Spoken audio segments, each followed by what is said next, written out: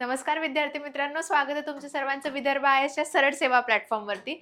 जी आपण fast track series चालू केली होती बालमानसशास्त्राची, ज्याला आपण चाइल्डहुड अँड एज्युकेशन सुद्धा म्हणतो, त्यालाच आज आपण इथे कंटिन्यू करणार आहे. यापूर्वी सुद्धा आपण काही संभाव्य प्रश्न घेतले होते ज्यांची टीईटी 2026 मध्ये येण्याची शक्यता अति जास्ती आहे.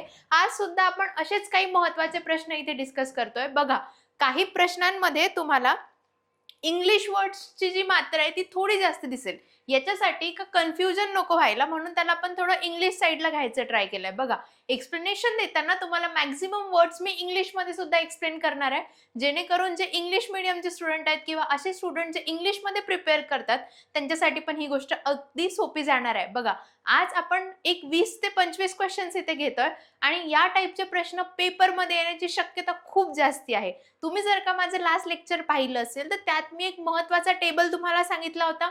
तो टेबल तुम्हाला अगदी मी तर म्हणते पाठ करून ठेवायचा आहे, कारण की त्या टेबल मधून कमीत कमी 2 प्रश्न तुम्हाला यावेळेस पाहायला मिळणार आहेत. तर आपण आपल्या सिरीजच्या इथनं सुरुवात करूया आणि आता आपण घेऊया आपला पहिला प्रश्न. बघा, पहिला प्रश्न काय म्हणतो, एका वर्गात शिक्षक प्रत्येक विद्यार्थ्याला त्याच्या पूर्व ज्ञानाशी जोडून नवीन संकल्पना शिकवतो. हे कोणत्या दृष्टिकोनाचे उदाहरण आहे? बघा, आता जर का हा दृष्टिकोन पकडला तर कसं शिकवायचं? जेव्हा शिक्षक आपल्याला एक्झाम्पल ग्रॅव्हिटी जर का आपल्याला आपला एक शिक्षक शिकवत आहे, जर का मीच तुम्हाला ग्रॅव्हिटीची संकल्पना शिकवत आहे, तर मी तुम्हाला डायरेक्ट ग्रॅव्हिटीचा फॉर्म्युला सांगणार आहे का? नाही. मी काय सांगेल की न्यूटननी ग्रॅव्हिटीचा शोध कसा लावला, तो एका झाडाखाली बसला होता, वरून एक ऍपल पडलं, अशा सगळे एक स्टोरी बनवून मी तुम्हाला सांगेल. म्हणजेच काय की एका वर्गात शिक्षकाने प्रत्येक विद्यार्थ्याला त्याच्या पूर्ण ज्ञानाशी जोडून नवीन संकल्पना दिली. पूर्ण ज्ञान काय आहे आपल्याला की न्यूटन बसला होता, वरून ऍपल पडलं, पण त्यांनी त्यातून कशाचा शोध लावला? ग्रॅव्हिटी, गुरुत्वाकर्षणाचा शोध लावला. तर यासाठी म्हणून हे कोणत्या याचं उदाहरण आहे ते आपण बघूया. बिहेवियरिझमचं आहे का? तुम्हाला काय वाटते? बिहेवियरिझमचं आहे का? बिहेवियर ज्याला आपण काय म्हणत असतो इंग्लिश मध्ये, आपण बिहेवियरला काय म्हणतो बघा. बिहेवियर म्हणजे काय? आपली वर्तणूक कशी आहे, आपली वागणूक कशी आहे. वागणूक या दृष्टिकोनातून या क्वेश्चन मध्ये बोललं जात आहे का? नाही. त्या बिहेवियर म्हणजे काय, याला आपण बिहेवियर लिहू. बिहेवियरचा मीनिंग काय होते? वागणूक असं होते. तर मग या सेंटेन्सद्वारे तुम्हाला कुठेतरी वाटते का की वागणूक असं होईल? 2 नंबर सोडून आपण तिसऱ्याकडे बघूया. मॅच्युरियलिझम, याला अर्ध करून पहा म्हणजे काय? मॅच्युअर अशी संकल्पना येते. मॅच्युअर म्हणजे काय? मॅच्युअर म्हणजे काय? कुठल्याही व्यक्तीचा विकास होण्याला आपण काय म्हणतो की तो मॅच्युअर झाला. त्याचा जसा जसा विकास होईल आपण काय म्हणतो मॅच्युरिटीला तो जाते. आपण काय म्हणतो की मॅच्युअर झाला, मॅच्युरिटी स्केलला जाते. तर मॅच्युरिटी स्केलमध्ये हे शिक्षण येते का? तर नाही. मग येते आपलं क्लासिकल कंडिशनिंग. क्लासिकल कंडिशनिंग या दृष्टिकोनात येत नाही, कारण क्लासिकल कंडिशनिंग कोणी दिलेलं आहे? पॅव्हलची संकल्पना ही आहे. ही गोष्ट तुम्ही लगेच इथे नोट करा. कोणाची संकल्पना आहे? पॅव्हलची. यांनी त्याला काय केलं? स्टिम्युलस सोबत जोडलं. स्टिम्युलस म्हणजे काय तुम्हाला माहित आहे का? प्रतिक्रिया. बघा कसं, जर का मी कुठल्या गोष्टीला हात लावला, गरम गोष्टीला जर का मी हात लावते, हे जर का रिमोट गरम आहे, मी जर का याला हात लावताय तर मला चटका लागतोय. म्हणजे एक जर का आपण कुठली प्रतिक्रिया केली तर त्याच्यासाठी म्हणून दुसरी प्रतिक्रिया देणे, याला काय म्हणतात? Classical conditioning. जी कोणी दिली होती? पॅव्हलनी दिली होती. यावर सुद्धा दरवर्षी एक प्रश्न जरी नाही तरी मिनिमम यांच्याशी रिलेटेड एक प्रश्न तर दरवर्षी विचारला जातो. डायरेक्ट क्लासिकल कंडिशनिंग जरी नाही आलं तरी पॅव्हलनी काय दिलं होतं हे तुम्हाला मात्र विचारलं जाणार आहे.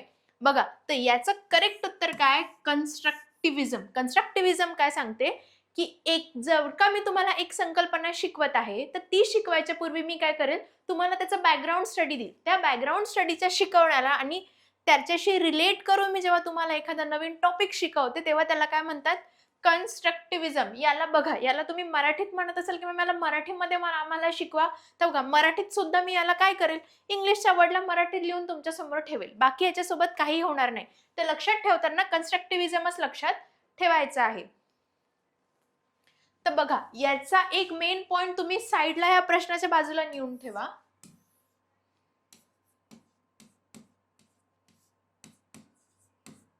पूर्ण ज्ञान,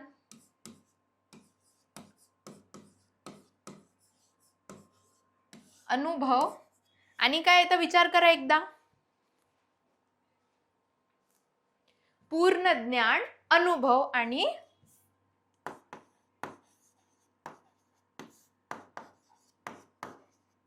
नवीन मिळालेलं ज्ञान. पूर्व आपल्याला काय ज्ञान होतं की न्यूटन झाडाखाली बसला होता, हे आपल्याला पहिले माहित होतं. मग आपण काय केलं, त्याचा एक अनुभव घेतला. एक्सपेरिमेंट ज्याला आपण बेसिस म्हणतो, त्याचा आपण अनुभव घेतला आणि मग काय केलं, आपण नवीन ज्ञान घेतलं. या सगळ्या संकल्पनेला कन्स्ट्रक्टिव्हिजम असं म्हटलं जाते. तर आता आलं लक्षात की एक वर्गात शिक्षक प्रत्येक विद्यार्थ्याला त्याच्या पूर्व ज्ञानाशी जर का जोडून एखादी नवीन संकल्पना शिकवत असेल, तर याला आपण काय म्हणू, या दृष्टिकोनाला काय उदाहरण आपण देऊ, कन्स्ट्रक्टिव्हिजम. ह्या सगळ्या गोष्टी तुमच्या नोट्स मध्ये जेव्हा तुम्ही लेक्चर बघाल, या प्रश्नाच्या खाली तुम्ही हे सगळं लिहून ठेवा. ठीक आहे, होप सो हा प्रश्न झाला असेल. चला आपण वळूया आपल्या पुढच्या प्रश्नाकडे. बघा पुढचा प्रश्न काय म्हणतो. पुढचा प्रश्न आणखी एका शास्त्रज्ञावर आहे. वॉयस्टगायच्या मते भाषा आणि विचार यांच्यामधला संबंध काय. भाषा आणि विचार, भाषा म्हणजे काय इंग्लिश मध्ये, लँग्वेज अँड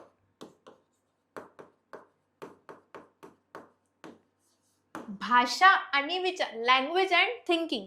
लँग्वेज म्हणजे काय, आपण जी बोलतो, आणि थिंकिंग जे आपण विचार करतो. बघा वॉइसरॉकच्या मते भाषा आणि विचार यांचा संबंध काय, दोघांमधला साम्य ज्याला आपण म्हणता येईल किंवा आपण त्याला समानता सुद्धा म्हणू शकतो, याचा काय, याचा दोघांमधला संबंध काय, कसे हे दोघं रिलेटेड आहे. आता इंग्लिशच वापरतो तिथे आपण रिलेटेड असा शब्द लिहू. कसे रिलेटेड आहे, पूर्णपणे स्वतंत्र आहेत. भाषा आणि काय विचार हे पूर्णपणे स्वतंत्र आहेत का, तुम्हाला तरी वाटते का हे पूर्णपणे स्वतंत्र आहेत. नाही, वॉइसरॉकच्या मते पूर्णपणे स्वतंत्र आहे असं नाही आहे. का, कारण की भाषा आणि विचार याबद्दल तर वॉइसरॉकनी काय सांगितलेलं आहे, हे एक स्वतंत्र विचार नाही आहेत, हे काय आहे, सामाजिक दृष्ट्या हे दोघं जुळलेलेच आहेत. बघा पुढचं बघू, सामाजिक संवादातून विकसित होतो. काय वॉइसरॉक्स गायनी काय सांगितलेलं आहे की सामाजिक संवादातून विकसित होतो. काय होतो तर भाषा आणि विचार.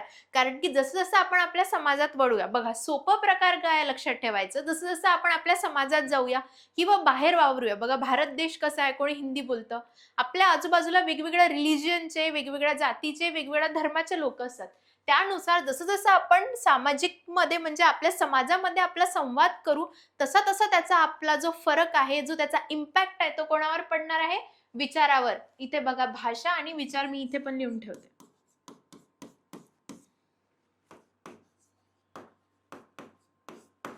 हे दोघं स्वतंत्र आहेत का, नाही आहेत. मग फक्त जैविक प्रक्रियेमुळे निर्माण होतो का, तर नाही.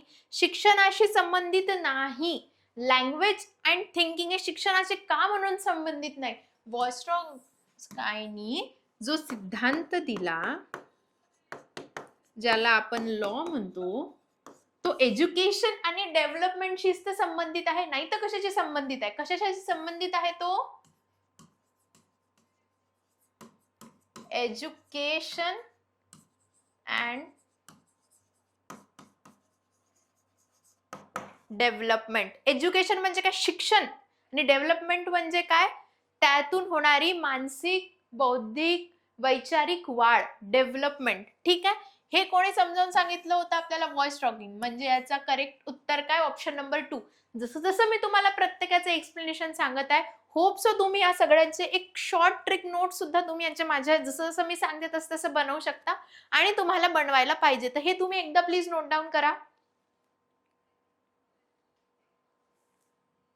वॉयस्ट्रॉगायनी काय सांगितलंय की सोशल इंटरॅक्शन वाढवायचं आहे. काय? सोशल इंटरॅक्शन, कल्चर, आणि याचा महत्वाचं काय आहे? ZPD, zone proximal development.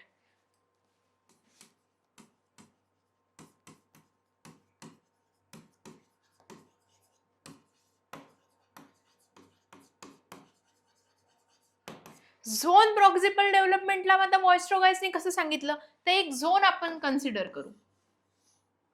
हा एक छोटा झोन आहे.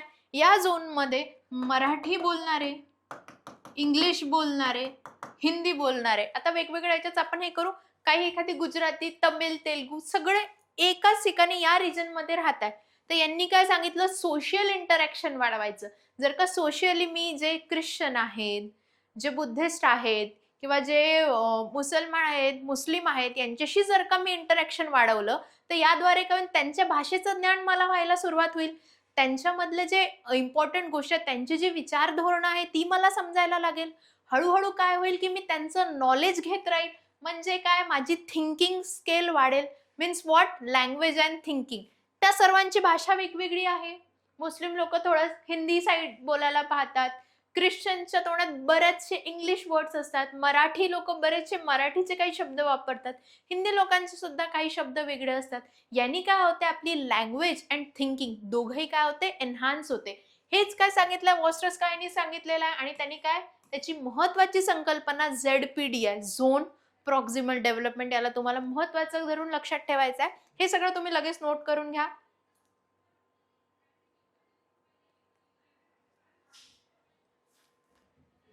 ठीक आहे. तर जर का तुम्ही नोट केलं असेल, चला जाऊया आपण पुढच्या प्रश्नाकडे. पुढचा प्रश्न, प्रायव्हेट स्पीच. प्रायव्हेट स्पीचचा अर्थ तुम्हाला माहित आहे का? शब्दाला वेगवेगळं करा. प्रायव्हेट गोष्टी म्हणजे काय? जे आपण आपल्या गोष्टी स्वतः पुरत्या ठेवतो.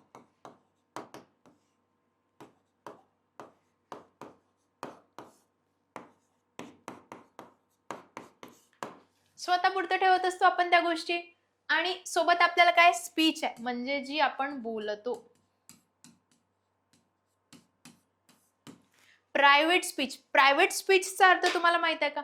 जेव्हा स्टुडंट एका ठिकाणी बसलेला असतो, तो काय म्हणतो? नाही, मी आज हे करणार आहे, मी आज टू डू लिस्ट बनवणार आहे, मी आज हे करणार आहे, मी आज ते करणार आहे. ह्या गोष्टी स्टुडंट एका मॉब मध्ये नाही बोलत. तो एक प्रायव्हेटली जेव्हा त्याचा अभ्यास करत असतो, किंवा आपण सुद्धा जेव्हा अभ्यास करत असतो, आपण जर का एक्झाम्पल, एक चांगलं एक्झाम्पल, जर का आपण लायब्ररीला बसतोय, तर लायब्ररीला बसून आपण काय विचार करतो? आज मी काय करणार आहे? आज मी सगळे लॉज लर्न करणार आहे, आज मी सगळ्यांचे डेफिनेशन लिहून काढणार आहे, आज मी PYQ सॉल्व्ह करणार आहे. याला काय म्हणतात? प्रायव्हेट स्पीच असं म्हणतात. बघा, चा उपयोग मुलं प्रामुख्याने कशासाठी करतात? तर मग याचा उपयोग कशासाठी करतात? तर सगळ्यात पहिलं उदाहरण काय? इतरांवर नियंत्रण ठेवण्यासाठी. मला सांगा, जर का आपण एका ठिकाणी बसून आपल्याविषयी बोलतोय की आपल्याला कसं करायचं आहे, कसा आज आपल्याला अभ्यासाची आपली रणनीती काय ठेवायची आहे, तर मग हे इतरांना नियंत्रण ठेवण्यासाठी आपण करणार आहे का? तर नाही. स्वतःच्या विचारांचे वर्तन नियमन करण्यासाठी आपण करतोय का? तर हो, आपण करतोय. मग काय? फक्त सामाजिक संवादासाठी. प्रायव्हेट स्पीच आपण फक्त स्वतःशी करत असतो, आपल्याविषयी बोलत असतो. मग याच्यात सामाजिक दृष्ट्या काही आलं का? नाही. मग काय आलं? शिक्षकाचे अनुकरण करण्यासाठी. शिक्षकाचे अनुकरण करण्यासाठी आपण प्रायव्हेट स्पीच का म्हणून करावं? तर ऑप्शन नंबर 4 काय आहे? चुकीचा आहे. मग ऑप्शन कुठला बरोबर आहे? ऑप्शन नंबर बी. ठीक आहे, याला तुम्ही नोट डाऊन करा.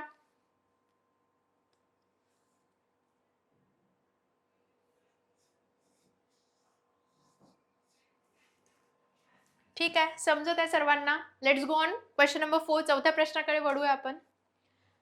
पायजेटच्या मते इक्विलिब्रियम म्हणजे काय? इक्विलिब्रियम म्हणजे काय माहित आहे का? बघा, इक्विलिब्रियमला लक्षात घ्या.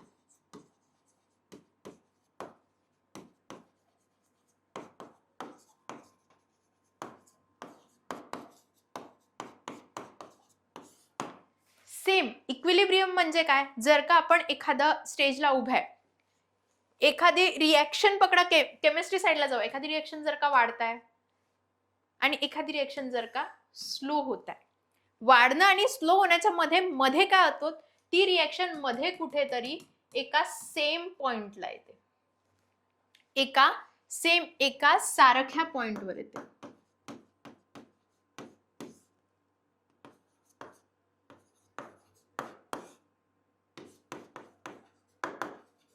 म्हणजे तिथे काय त्याचा इक्विलिब्रियम साधते, सेम याच्यावर येते.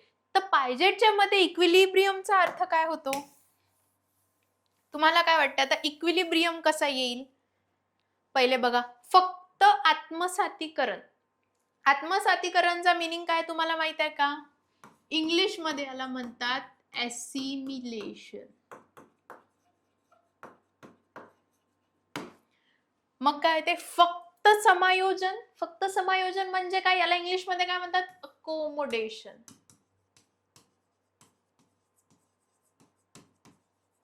ऍसिमिलेशन म्हणजे काय? एखादा पॉइंट असेल, एखादा महत्वाचा मुद्दा असेल, जर का मी तुम्हाला शिकवत आहे की आज चाइल्डहुड अँड डेव्हलपमेंटचा अभ्यास करणे खूप इझी आहे, या प्रकारे केलं तर तुम्हाला त्याचे चांगले रिझल्ट भेटतील, असं जर का मी तुम्हाला सांगते, तुम्ही काय करताय? त्याला ऍसिमिलेट करताय, स्वतःमध्ये सामावून घेताय, स्वतःमध्ये त्या गोष्टी इम्प्लिमेंट करताय.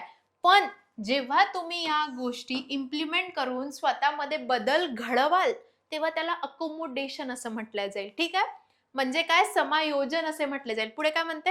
आत्मसातीकरण आणि समायोजीकरण यांच्यात संतुलन निर्माण करणे. मी तुम्हाला काय सांगितलं होतं? इक्विलिब्रियम म्हणजे काय? संतुलन. दोन याच्यामध्ये जेव्हा सेम येते, संतुलित होऊन जाते, ना रिएक्शन वाढते ना रिएक्शन कमी होते, म्हणजे याला काय? संतुलित होते, याला काय म्हणतात? इक्विलिब्रियम. म्हणजे पायजेटच्या मध्ये हे अगदी बरोबर आहे. लास्ट काय ते?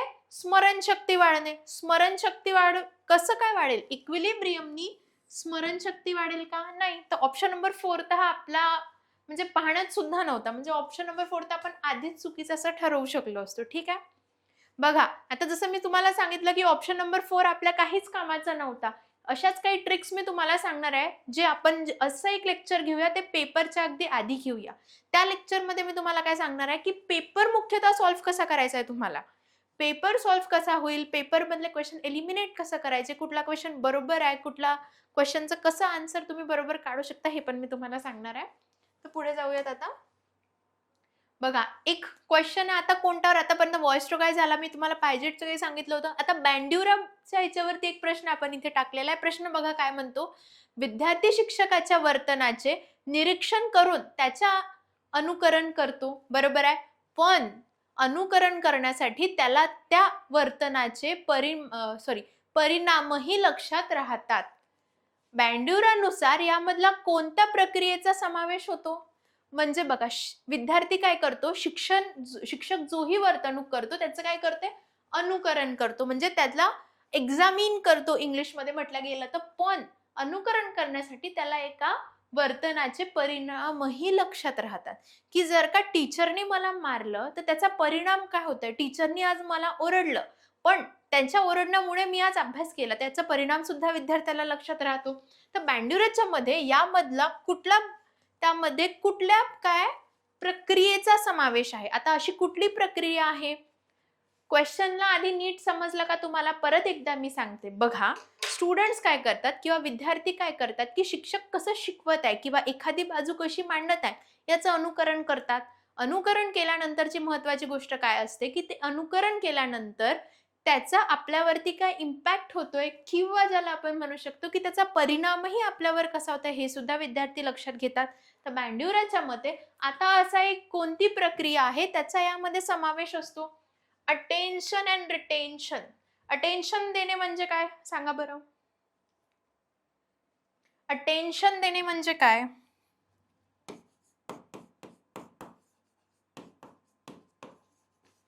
लक्ष देणे.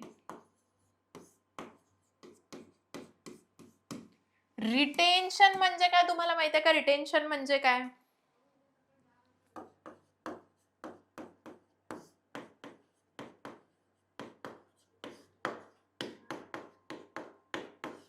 वर्तन लक्षात ठेवणे म्हणजे काय? रिटेन्शन म्हणजे आता सांगा, लक्ष देणे आणि वर्तन लक्षात ठेवणे याचा त्या प्रक्रियेचा यामध्ये समावेश होऊ शकतं का, ज्या हिशोबाने मी तुम्हाला हे सांगितलं? प्रश्नाचा अर्थ सांगितला नाही. पनिशमेंट म्हणजे काय, की त्याला मारणे, त्याला कोणत्या तरी गोष्टीबद्दल शिक्षा करणे. आणि एक्सटिंक्शन म्हणजे काय बघा, सिमिलर मिनिंग येत असतात. सांगा बरं एक्सटिंक्शन म्हणजे काय? एक्सटिंक्शन म्हणजे काय? एक्सटिंक्शन पाहणं म्हणजे एक्सटेन्शननी तुम्ही लक्षात ठेवा. काय करतं, की त्या परिणामामुळे काय करतो विद्यार्थी, लक्ष देणंच बंद करून टाकतो. रिइन्फोर्समेंट त्याला आपण म्हणतो. मग येतं एसिमिलेशन अँड अकोमोडेशन, जे मी तुम्हाला आधीच समजून सांगितलं. हे यामध्ये मोडते का, तुम्हाला काय वाटते? येस, हे यामध्ये मोडते. चौथा ऑप्शन काय, कंडिशनिंग अँड मॅच्युरेशन. मॅच्युरेशन म्हणजे काय, मॅच्युरिटी लेवलला जाणं. आणि कंडिशनिंग म्हणजे काय, त्या कंडिशन मध्ये वर्क करणं. हे दोन तर याच्यासाठी समावेशक नसूच शकतात. म्हणजे काय, करेक्ट उत्तर काय आलं तुमचं? एसिमिलेशन आणि अकोमोडेशन, जे मी तुम्हाला आधीच्याच क्वेश्चन मध्ये अगदी बरोबर समजून सांगितलं होतं. बघा, हे जे दोन आहेत हे बँड्युराने दिलेलं आहे, हे तुमचं महत्वाचं आहे. याला हायलाइट, स्टार असं सगळं तुम्ही करून ठेवा. ठीक आहे, ह्या सगळ्या नोट्स तुम्ही लक्षात ठेवा.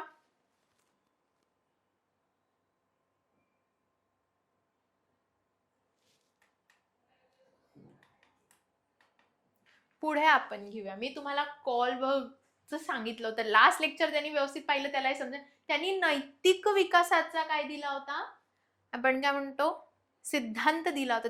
तर या क्वेश्चन मध्ये काय म्हणते, कॉलबर्गच्या नैतिक विकासात व्यक्ती कायदा चुकीचा असला तरी मानवी हक्क महत्वाचे आहेत असा विचार करते. हे कोणत्या स्तराशी संबंधित आहे? मी तुम्हाला सांगितलं होतं की त्याचे स्तर आहेत. त्याचे स्तर आहेत. कसं? PCPS म्हणून तुम्ही लक्षात ठेवलं का? जसंही तुम्ही लक्षात ठेवताय त्या स्तराला तसं लक्षात ठेवा. पण आता याचे स्तर आहेत. पहिला स्तर आहे pre conventional. Pre conventional method काय म्हणतो, पनिशमेंट आणि रिवॉर्ड. पनिशमेंट देणं आणि त्याचा रिवॉर्ड भेटणं. म्हणजे कसं, पनिशमेंट जर का दिली आणि पुढे त्याला त्याचे चांगले परिणाम भेटले, तर पनिशमेंट अँड रिवॉर्ड या दोन स्तरावर, या स्तरावरती पनिशमेंट आणि रिवॉर्डची महत्वाची भूमिका आहे. पुढे बघू आपण कन्व्हेन्शनल मध्ये काय येते, लॉ, सोशल अप्रुव्हल. हे कशामध्ये येते, कन्व्हेन्शनल मध्ये येते. काय येतात, लॉ येतात, सोशल अप्रुव्हल येतात, आणखी काय येतात, रूल्स येतात. पण पोस्ट कन्व्हेन्शनल मध्ये काय येते माहिती आहे का, ह्युमन राईट्स. ह्युमन राईट्स बघा, याला लक्षात कसं ठेवायचं मी. आणि सेन्शिओमीटर मध्ये काय येते ते पण मी तुम्हाला सांगितलेलं आहे. तर काय आहे सेन्शिओमीटर, सांगा बरं मला. मी तुम्हाला CISF असं लक्षात ठेवायचं, CISF असं एक संकल्पना मी तुम्हाला लक्षात द्यायला दिली. त्यात सेन्शिओमीटर नावाचं कुठली संकल्पना होती का, तर नव्हतीच. हा मुळात कॉलबर्गचा पार्टच नाही आहे. कॉलबर्गचे जे हे आहेत स्तर दिलेले आहेत कॉलबर्गनी, त्यामध्ये सेन्शिओमीटर नाहीच आहे. ते कोणाचं आहे, पायजेटनी दिलेला सिद्धांत आहे तो. तर म्हणजे याच्यात तर आपलं काही येणारच नाही आहे. सेन्शिओमीटर तर याच्यात आपण कन्सिडरच नाही करत. मग काय येणार आहे आपलं, ऑप्शन नंबर 3 म्हणजे काय, पोस्ट कन्व्हेन्शनल. कारण की आपल्याला इथं ह्युमन राईट्स दिलेले आहेत, म्हणजे मानवी हक्कांबद्दल आपण इथे बोललेलं आहे. समजत आहे का सर्वांना? तर हे जे आहे याच्या समोर तुम्ही इंग्लिश मध्ये जर का लिहिलं तर सगळ्याच शिक्षकांना, स्टुडंट्सला, सगळ्यांना इझी जाणार आहे. कारण की मराठी साईड थोडं गेलं थोडं टफ जाऊ शकते. आणि लक्षात कसं ठेवायचं, आधी पनिशमेंट दिली, मग आपण लॉच्या साईडला गेलो, मग सोशली अप्रूव्ह केलं त्या रूल्सला, आणि मग आपण ह्युमन राईट्स बद्दल बोललो. Pre conventional, post. प्री म्हणजे आधी, कन्व्हेन्शनल म्हणजे मध्ये, आणि पोस्ट म्हणजे त्यानंतरचं. आधी काय आलं, पनिशमेंट केली गेली, कन्व्हेन्शनल मध्ये काही रूल्स मांडले गेले, आणि त्यानंतर पोस्ट म्हणजे त्यानंतर काही ह्युमन राईट्स ठरवल्या गेले. आलं का लक्षात? काही ह्युमन राईट्स ठरवल्या गेले. तर हे सगळं तुम्ही एकदा पटकन नोट डाऊन करा.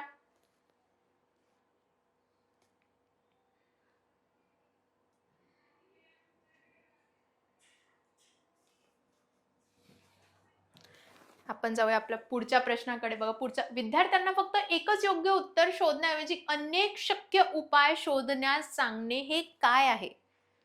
बघा, जर का एखादा प्रश्न असतो समानार्थी शब्दाशी आपण याला जोडू शकतो.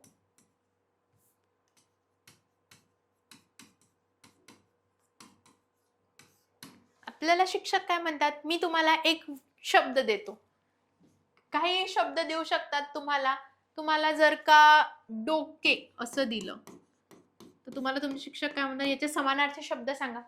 आता मी सांगितलं मस्तक, पण आपले शिक्षक काय म्हणतात, आणखी एक सांगा. मग कोणी सांगतं शीर, कोणी आणखी वेगवेगळे. तर ही जी संकल्पना आहे, असं जेव्हा आपल्याला एक शिक्षक विद्यार्थ्याला असं काहीसं जेव्हा करायला लावतो तेव्हा त्याला काय म्हणतात, तर तेव्हा त्याला म्हणतात डायव्हर्जंट थिंकिंग. काय म्हटलं जाते त्याला? Divergent thinking. आता तुम्ही म्हणाल कन्व्हर्जंट का नाही? तर खूप साऱ्या उपायांमधून जेव्हा एक करेक्ट आन्सर काढला जाते, एक करेक्ट आन्सर किंवा एक करेक्ट उत्तर ज्याला आपण म्हणतो, ते जेव्हा काढलं जाते याला काय म्हणतो आपण? कन्व्हर्जंट. आणि अनेक याच्यातून जेव्हा आपण एका शब्दात जेव्हा आपण वेगवेगळे उत्तर काढत असतो, जसं मी तुम्हाला समानार्थी शब्दांचं एक तुम्हाला उदाहरण दिलं, जसं आपण डोके म्हटलं, त्याला मस्तक, शीर असे वेगवेगळे आपण म्हणू शकतो, त्याला आपण काय म्हणतो? Divergent thinking. ठीक आहे. बऱ्याच याच्यातून एक उत्तर काढणे म्हणजे कन्व्हर्जंट. वेगवेगळ्या याच्यातून एका याच्यातून वेगवेगळे उत्तर काढणे म्हणजे काय? डायव्हर्जंट. समानार्थी शब्दांचा एक तुम्ही एक्झाम्पल म्हणून घेऊ शकता डायव्हर्जंटचं. मग येते रोट लर्निंग. ज्याला आपण एका चांगल्या भाषेत रट्टा मार असं म्हणतो. समजो न समजो, पुस्तक घेतलं की पाठ करणे, याला काय म्हणतो? रट्टा मार्ग. मग काय? मेकॅनिकल लर्निंग म्हणजे काय? एखादा इक्विपमेंट, जसं ICT ज्याला आपण म्हणतो, मोबाईल असो, YouTube असो, एखादी ऍप असो, याद्वारे जर का तुम्ही शिकवत असाल स्टुडंट्सला तर इट इज मेकॅनिकल लर्निंग द्वारे शिकवणे झाले. ठीक आहे. पुढे जाऊया. मुलांनी प्रश्न विचारणे हे त्यांच्या बौद्धिक विकासाचे लक्षण आहे. बरोबर आहे. बौद्धिक विकास ज्याचा होतो तोच प्रश्न विचारतो. ज्याला काही समजलंच नाही, त्याचा कधी बुद्धीचा विकासच नाही झाला, तो का म्हणून प्रश्न विचारणार आहे? तर या विधानातून शिक्षकाने काय करावे किंवा या विधानातून शिक्षकाने काय लक्षात घ्यावे हे सुद्धा इथे येऊ शकते. प्रश्न विचारणे थांबवावे. जर का एखादा स्टुडंट आहे, एखादा आपण म्हणतो विद्यार्थी आहे, तो जर का एखादा शिक्षकाला प्रश्न विचारतोय, का विचारतोय? कारण बौद्धिक वाढ होत आहे. त्या बौद्धिक वाढ होत आहे, त्याला आपण थांबवायसाठी त्याला प्रश्न विचारणं थांबवलं, त्याची वाढ होणार आहे का? नाही. तर हे तर अगदी चुकीचा. फक्त पाठ्यपुस्तकातील प्रश्न स्वीकारावेत असं एका शिक्षकाचं काय काम आहे? जेव्हा एखादी गोष्ट मी तुम्हाला शिकवत आहे त्याचं मला सखोल माहिती असणे गरजेचं आहे. आणि ही परीक्षा आहे TET. कशासाठी शिकतोय आपण लक्षात ठेवायचं. Teacher eligibility test. आपण एक परीक्षा याच्यासाठी देतो की आपण एक चांगला टीचर घडावा, एक चांगला शिक्षक घडावा. तर असं होऊ शकते का की त्याला फक्त पाठ्यपुस्तकातीलच प्रश्न स्वीकारावेत त्यांनी? तर नाही. मग प्रश्नांद्वारे शोधाधारित शिक्षणाला प्रोत्साहन द्यावे. बरोबर आहे का? हो. शेवटचं काय? चुकीच्या प्रश्नाला दुर्लक्षित करावे. जर का तुम्ही दुर्लक्ष करत गेले तर पुढचा विद्यार्थी चुकीचे प्रश्न सातत्याने विचारत राहील. बरोबर आहे की नाही? इथे लॉजिक वापरायचा होता. ठीक आहे. पुढे जाऊयात आपण 10व्या प्रश्नाकडे. विद्यार्थ्यांना एकाच संकल्पनेचे चित्र, मॉडेल, उदाहरण आणि प्रत्यक्ष कृतीद्वारे शिक्षण देणे हे मुख्यतः काय आहे? बघा, चित्र, इमेजेस, मॉडेल्स, एक्झाम्पल, याद्वारे किंवा प्रत्यक्ष कृती ज्याला आपण एक्सपेरिमेंटेशन म्हणतो,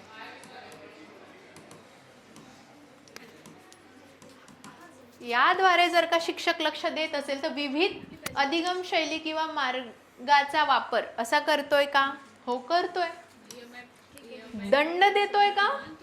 म्हणजे जर का एखादा टीचर तुम्हाला इमेजेस दाखवत आहे, छान छान मॉडेल्स दाखवतो, तो तुम्हाला दंड देतोय का? नाही. केवळ भाषिक अध्यापन करतोय का? नाही. भाषिक जर का असतं, hello mic check. Hello Vidarbha आयस mic check. Hello. Summative assessment म्हणजे मी तुम्हाला पहिल्या लेक्चर मध्ये सांगितलं होतं, युनिट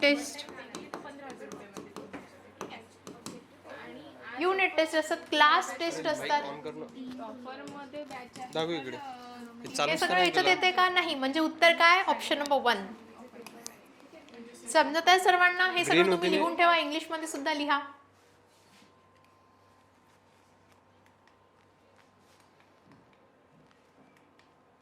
मग बघा, पुढच्या प्रश्नाकडे जाऊया.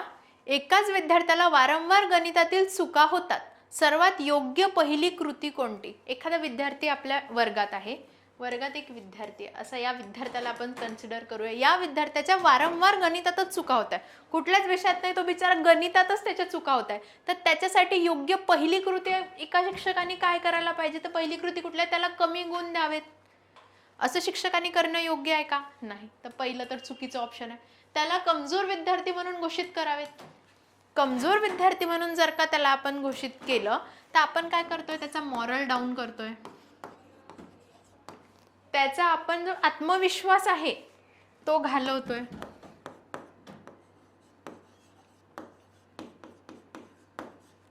म्हणजे हे कुठेतरी बरोबर आहे का? तर नाही. तिसरा काय आहे? त्यांच्या चुका कोणत्या संकल्पनेतून निर्माण होत आहेत त्याचे निदान करावे. म्हणजे जर का मॅथ्स मध्ये चुका होत आहे, 2 × 2 × 2, तो बिचारा 4च करतोय, तर आपण काय करायला पाहिजे की त्याला समजून सांगायला पाहिजे की अरे हे नाही, तो या दोघालाच करतोय, तुला इथे आणखी एक इंटू करायचा आहे. म्हणजे काय, त्याचा प्रॉब्लेम काय तो समजला की तो फक्त दोघांनाच कन्सिडर करून राहिलाय बिचारा, तो तिसऱ्याला तर मदत घेतच नाहीये. असं होत आहे ना. तर त्याला आपल्याला काय करायचं? त्याला सांगायचं आहे 2 × 2 = 4, पण 4 × 2 = 8. असं याचं उत्तर काय आहे? 8. असं त्याला सांगायचं आहे. म्हणून ऑप्शन कोणता आहे? 3. पालकांना दोष द्यावे. पालकांचा काय दोष आहे याच्यात? पालकांचा याच्यात काहीही दोष नाही. ऑप्शन नंबर 4 तर चुकीचंच आहे. बघा पुढे जाऊयात. रेडीनेस या संकल्पनेनुसार शिक्षकाने काय करावे? बघा, रेडीनेस याची संकल्पना काय म्हणते?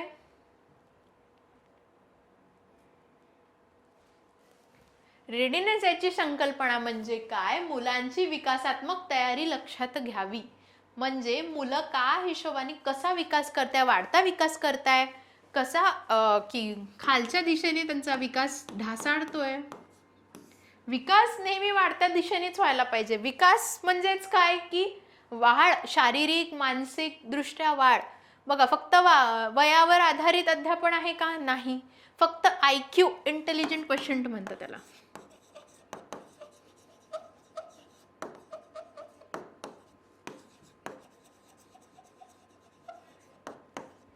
इंटेलिजंट क्वेश्चन त्याला असं म्हणतात, ज्यानुसार आपण आपली बौद्धिक वाढ किती झाली ते आपण IQ द्वारे हे करू शकतो. मुलांना एकाच वेळी समान पातळीवर गृहीत धरावे. कधीही आपण एका वर्गातल्या मुलांना समान पातळीवरती ठेवू शकत नाही. बघा का, एखाद्याची बुद्धिमत्ता अगदी स्ट्रॉंग असते, त्याला लगेच सगळं समजते, एखाद्याला लवकर समजत नाही, एखाद्याला वारंवार एकच एक गोष्टी सांगाव्या लागतात. म्हणून रेडीनेस म्हणजे काय? मुलांच्या विकासात्मक तयारी लक्षात घ्यावी. आलं का तुमच्या लक्षात? आता मुलांची तर घ्यायचीच आहे रेडीनेस नाही, पण तुमच्या सुद्धा ह्याच्यात लक्षात आलं असेल असं मी गृहीत धरते. खालीलपैकी कोणती इंट्रेन्सिक मोटिवेशनचे उदाहरण आहे? इंट्रेन्सिक, एक्सट्रेन्सिक मी तुम्हाला सांगितलं होतं. इन म्हणजे आत, एक्सट्रेन्सिकला तुम्ही बाहेरीय समजा. मोटिवेशन म्हणजे काय? मोटिवेशन म्हणजे काय? लगेच लक्षात घ्या बरं.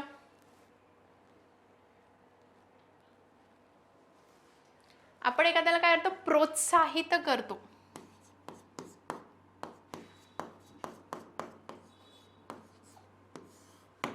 प्रोत्साहित करणे काय? त्याला आतमधून प्रोत्साहन देण्याचे उदाहरण कोणते? बक्षीस मिळवण्यासाठी अभ्यास करणे. बक्षीस मिळवण्यासाठी अभ्यास करणे हे त्याला प्रोत्साहन देणे झाले का? नाही. शिक्षकाची भीती असल्याने अभ्यास करणे, किंवा खूप भीती वाटते, मॅम आता लेक्चर घेणार आहे आणि मला सगळं आलंच पाहिजे असं होणार का? नाही. विषय समजून घेण्याच्या आनंदासाठी अभ्यास करणे. आपल्याला कसा एक आनंद असतो की मला ही संकल्पना समजली, उद्या मी जाऊन ही क्लासमध्ये छान एक्सप्लेन करू शकते टीचरला. याला काय म्हणतात? इंट्रेन्सिक. आतमधून ती भावना निर्माण होणे, आतमधून त्या गोष्टीचं प्रोत्साहन मिळणे.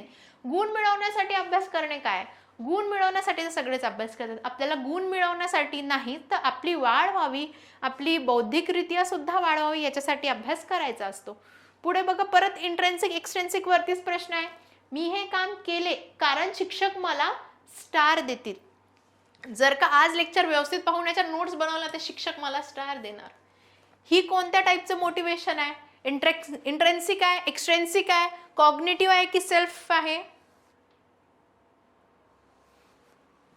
एखाद्या वस्तू जर का तुम्हाला दिसली, मोटिवेशन मध्ये एखादी वस्तू जर का आली तर ती एक्सट्रेन्सिक होते. आतमधून येत नाही ना, बाहेरीय गोष्टी तुम्हाला दाखवत आहे ना. स्टार मिळेल म्हणून अभ्यास करेल. आलं का लक्षात? बघा पुढे जाऊयात. शिक्षकाने प्रत्येक विद्यार्थ्याला वेगवेगळ्या पातळीची कामे दिली पण अंतिम रित्या समान ठेवले. हे कोणते तत्व दर्शवले? काय केलं? शिक्षकांनी एक क्लास ठरवला.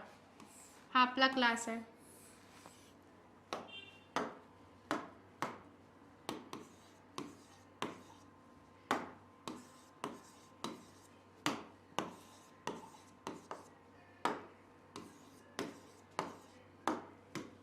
हा एक वर्ग आहे. प्रत्येक कलरनुसार शिक्षकांनी येलो कलरला वेगळे कामं दिली, ब्लूला वेगळी दिली, ग्रीनला वेगळी दिली आणि पिंकला काहीतरी वेगळीच कामे दिली. तर शिक्षकाने कामं वेगवेगळी दिली पण त्यांचा जो लर्निंग आउटकम आहे, म्हणजे त्यांच्या त्या सगळ्या कामातून त्यांना जी प्रतिक्रिया भेटणार आहे ती सारखी आहे. ही गोष्ट लक्षात ठेवा. प्रतिक्रिया काय? सारखी आहे पण कामे सगळे वेगवेगळे. ही कोणत्या तत्वाला दर्शवते? Differentiated instruction, rote learning. Rote learning मी तुम्हाला सांगितलं, रट्टा मारणे, हे याचं ऑप्शन आहे का? नाही. लेबलिंग, सगळ्यांना वेगवेगळं लेबल केलेलं आहे पण त्याच्यातून समान आउटकम निघाला का? नाही. स्टँडर्डायझेशन आणि डिफरन्शियल इन्स्ट्रक्शन हे उरतात. तुम्ही सांगा बरं, काय वाटते तुम्हाला?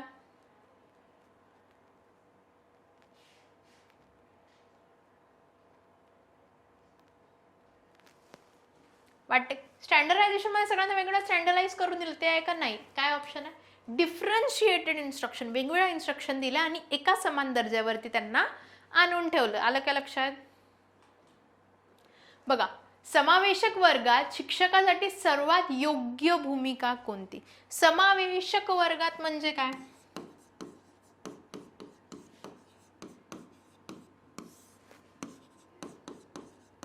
वर्गात सर्व वेगवेगळ्या प्रकारचे विद्यार्थी असणे. ठीक आहे. वर्गात वेगवेगळ्या विद्यार्थ्यांचा समावेश असताना शिक्षकाची योग्य भूमिका कोणती?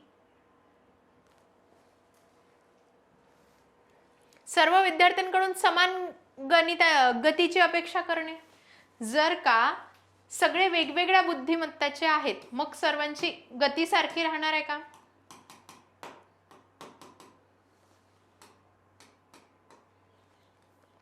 गती सारखी राहणार आहे का? तुम्हीच मला सांगा. गती सर्वांची सारखी राहणार आहे का?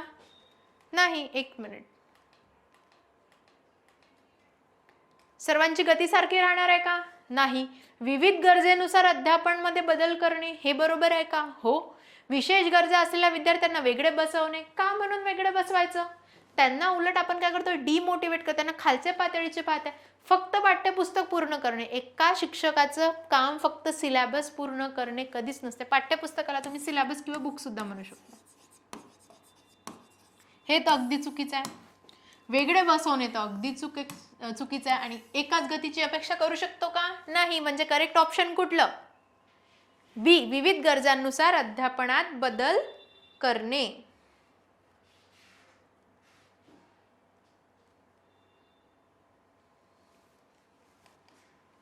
बघा, एकदा विद्यार्थी परीक्षेत कमी गुण मिळवतो. विद्यार्थी काय करतो? एकदा परीक्षेत कमी गुण मिळवतो पण शिक्षक म्हणतो याचा अर्थ तो कमी बुद्धिमान आहे. ही भूमिका का चुकीची आहे?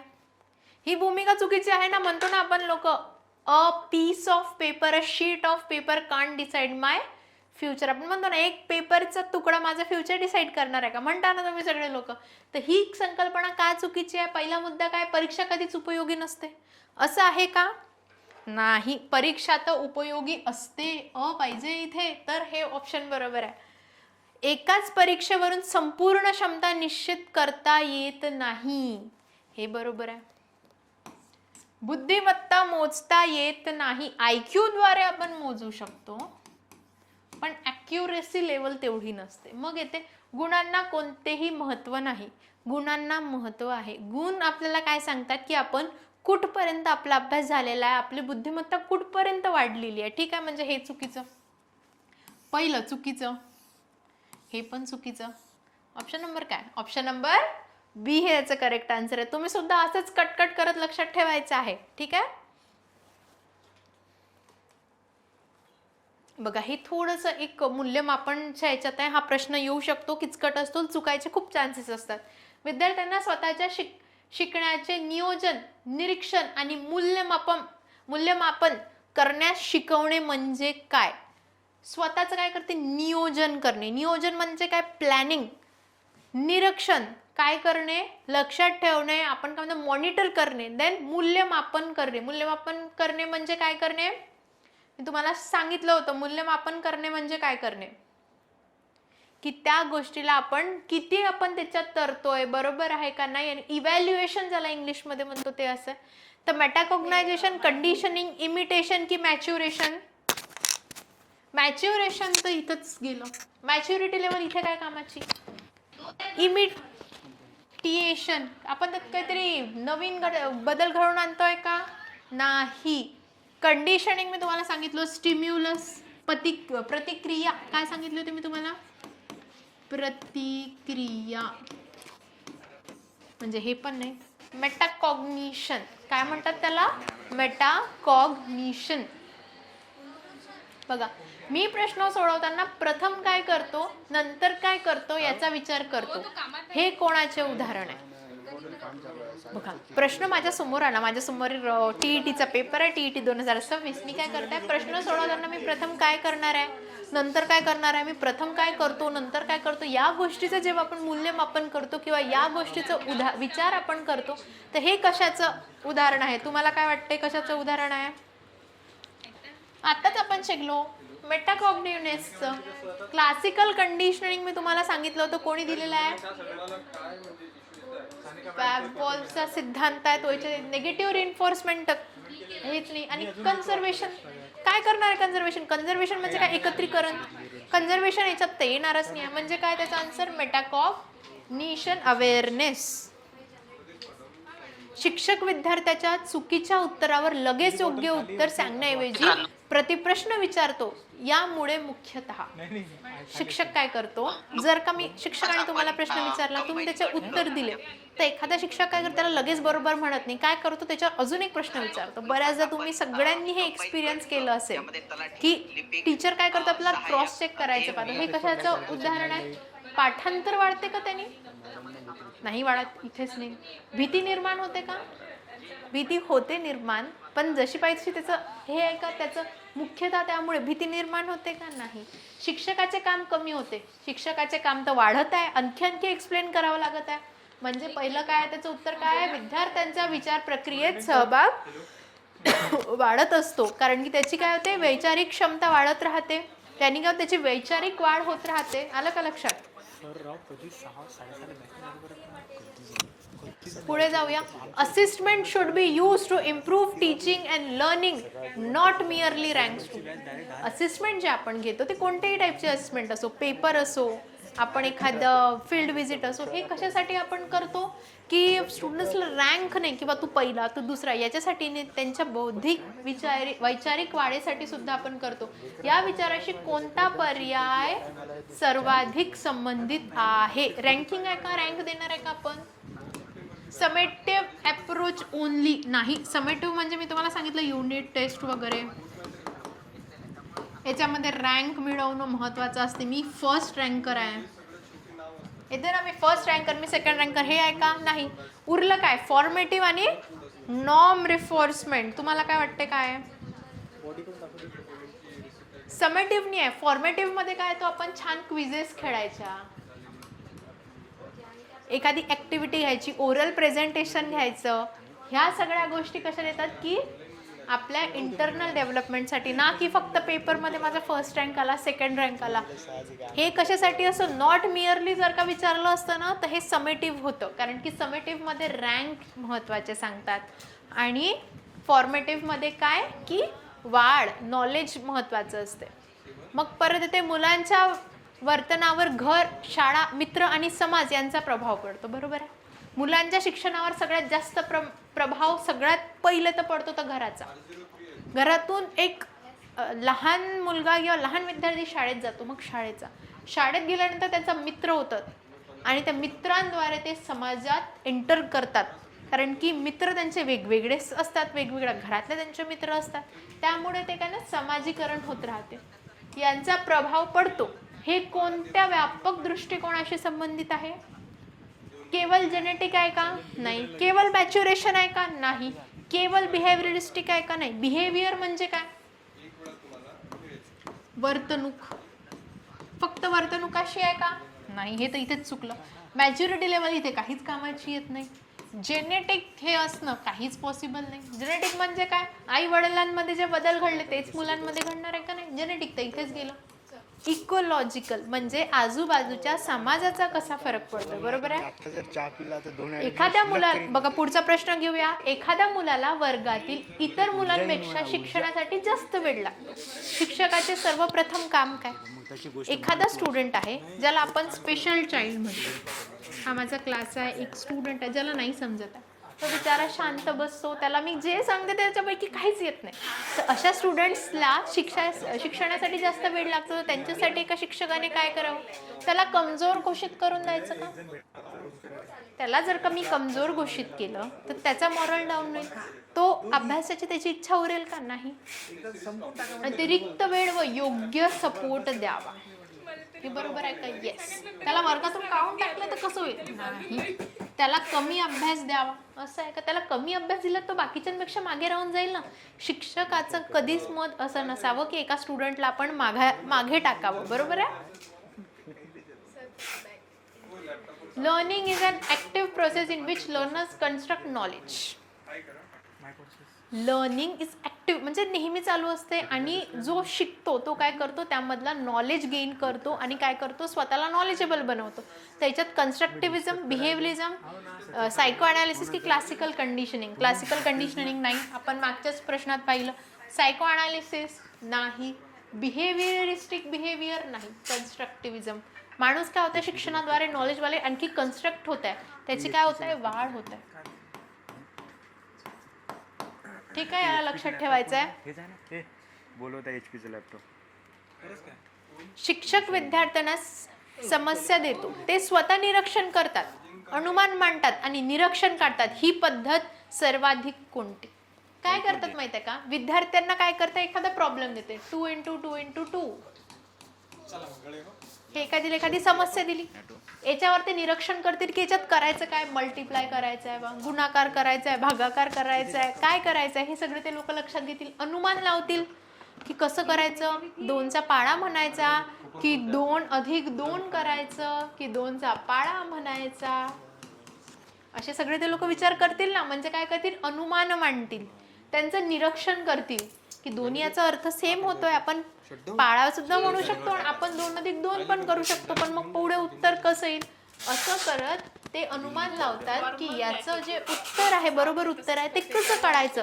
तर हे कोणती आपल्याला या 4 मधून कोणतं सांगते? रोट लर्निंग मी आधीच सांगितलं, रट्टा मार करणे, हे याचं उत्तर आहे का?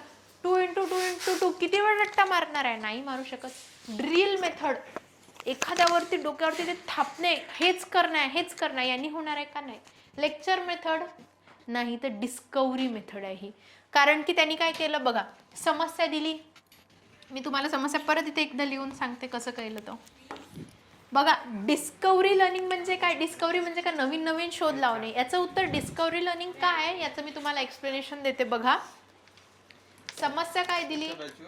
2 into 2 into 2. समस्या म्हणजे तुम्ही कधी मोठी समस्या नका धरू, एक छोटासा आपण म्हणू की एक प्रॉब्लेम दिला. मग काय त्याचं ते लोक निरीक्षण करतात. विद्यार्थी काय करतील? आधी ते बघतील काय दिलेलं आहे, निरीक्षण केलं कसं दिलेलं आहे, काय आहे, गुणाकार आहे, भागाकार आहे, नाही का, जोड्या लावा दिलेल्या आहे, प्रश्न मोठा दिलेला आहे, छोटा दिलेला आहे. काय करतील? निरीक्षण केलं मी की इथे काय केलेलं आहे. मग काय अनुमान मांडला मी. काय अनुमान मांडला? की 2 एक 2 करायला अधिक सुद्धा करू शकतो, 2चा पाढ आपण म्हणू शकतो. मी तुम्हाला आधीच सांगितलं. असं त्यांनी काय लावलं? अनुमान मांडलं. असं करू शकतो बा, यांनी पण उत्तर येते, यांनी पण उत्तर येते. मग काय केलं त्यांनी? त्याचा निष्कर्ष काढला. निष्कर्ष कसा काढला? त्यांनी काय केलं? 2 2 जा 4 केलं आणि मग 4 into 2 केलं. याचं उत्तर काय आलं? 8. त्यांनी इथे 8 लिहिलं. त्यांनी काय केलं? एक डिस्कव्हरी केली, एक नवीन पद्धत शोधली. असंही करू शकत होता तो, असंही करू शकत होता. आलं का लक्षात? एक नवीन पद्धत शोधणे म्हणजे काय? डिस्कव्हरी लर्निंग करणे. आता म्हणून मॅडम तुम्ही त्यात मॅथ्स पण आलं का? तर हो, उदाहरणार्थ आपण इथे काही घेऊ शकतो. आलं का लक्षात? शेवटचा आणि महत्त्वाचा प्रश्न, हा एक थोडासा ट्रिक क्वेश्चन मी इथे तुम्हाला दिलेला आहे. बघा, TET मध्ये बालविकास व शिक्षणास्त्र प्रश्न बेस्ट टीचर रिस्पॉन्स विचारला असेल. बेस्ट टीचर रिस्पॉन्स, तर सर्वात योग्य उत्तर कोणतं? सगळ्यात म्हणजे चांगला टीचरची प्रतिक्रिया किंवा शिक्षकाची प्रतिक्रिया कशी असू शकते? शिक्षा करून वर्तन बदलणे, एखाद्या स्टुडंट्सला मारहाण करणे, त्याला शिक्षा देणे बिचारायला आणि त्याच्या सोबत किंवा त्याच्याशी आपली जी वर्तणूक आहे ती बदलून टाकणे, विद्यार्थ्याची तुलना करून प्रेरणा देणे. जर का आपण दोघांची तुलना केली क्लासमध्ये, वर्गात, तर कसं होईल? त्याला एकाला वाईट वाटेल ना. मग हे बरोबर आहे का? नाही. पहिलं तर बरोबर नाहीच आहे. सर्व विद्यार्थ्यांसाठी एकच पद्धत वापरणे. कसं काय वापरणार तुम्ही? प्रत्येक वर्गात वेगवेगळ्या प्रकारचे स्टुडंट्स असतात, वेगवेगळ्या प्रकारचे विद्यार्थी असतात. एखाद्याला असं लवकर समजते, एखाद्याला लेट समजते. मग तुम्ही त्यांची एकच पद्धत वापरता का? नाही. मग काय करता? विद्यार्थ्याची पार्श्वभूमी, गरज आणि प्रतिक्रिया समजून घेऊन योग्य सपोर्ट, योग्य त्याला काय देणे आहे? आपल्याला काय देणे आहे? योग्य त्याची प्रतिक्रिया देणं, त्याला योग्य मार्गदर्शन एका शिक्षकाला देणं आहे. शिक्षकाचं कामच काय आहे? की विद्यार्थ्यांना चांगले मार्गदर्शन देणे, विद्यार्थी घडवणे. ठीक आहे, आलं लक्षात? तर इथे आपले सगळे प्रश्न संपलेले आहेत. या फास्ट ट्रॅक सिरीजमध्ये आपण असे आणखी प्रश्न घेऊन लवकरच भेटूयात. तर या क्वेश्चन्समध्ये तुम्हाला काही डाऊट असल्यास सांगा. सगळ्याचे मी तुम्हाला एक्सप्लेनेशन सुद्धा इथे दिलेले आहे. तर लवकरच आपण भेटूया आपल्या नवीन लेक्चरमध्ये, ज्यात आपण आणखी असेच काही प्रश्न घेऊया जे TET 2026 मध्ये तुम्हाला एकदम महत्त्वाचे ठरतील. थँक्यू.